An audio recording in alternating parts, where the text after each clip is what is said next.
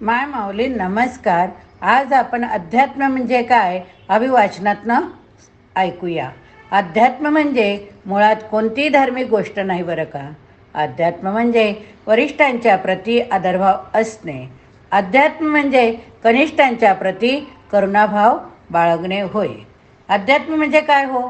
आपल्यामुळे कोणाला त्रास होऊ नये असं वागणं. अध्यात्म म्हणजे वेद वाचण्यापेक्षा वेदना वाचता येणे. अध्यात्म म्हणजे आपलं काम प्रामाणिकपणे करणं.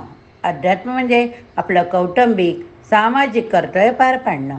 अध्यात्म म्हणजे मुक्या प्राण्यांवर पशुपक्ष्यांवर प्रेम करणं, मनापासून प्रेम करणे. अध्यात्म म्हणजे काय हो? तर निरपेक्ष सत्कर्म करत राहणे. अध्यात्म म्हणजे निस्वार्थी सेवाभावाने जोपासणे, कार्य करणे. अध्यात्म म्हणजे सदैव कृतार्थभाव अंगी बाळगणे. अध्यात्म म्हणजे विनापेक्षा कौतुक करणे.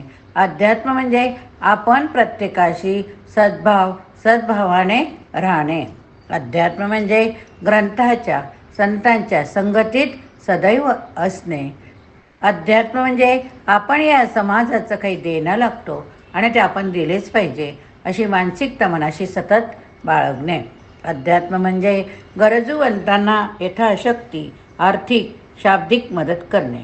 अध्यात्म म्हणजे आपल्याबरोबर इतरांची देखील प्रगती हो हा भाव अंगी असणे, मनापासून प्रत्येकासाठी सदिच्छा करणे.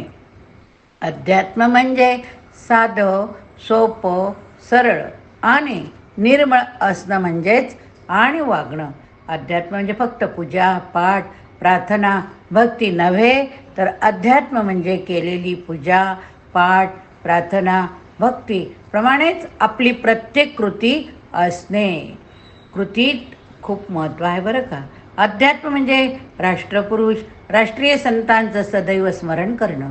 थोडक्यात म्हणजे काय तर अध्यात्म म्हणजे सकाळपासून रात्रीपर्यंत नित्यकर्म कर्तव्य पारदर्शक पद्धतीने पार पाडणे, प्रत्येकाविषयी सकारात्मक राहणे, आपण स्वतः आनंद राहणे.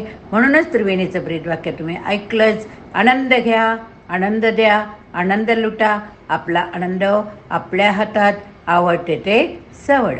म्हणूनच आपण रोज नित्यनेमाने अभिवाचनातून ग्रंथ पुराणं विविध प्रकारची माहिती श्रवण करत आहोत.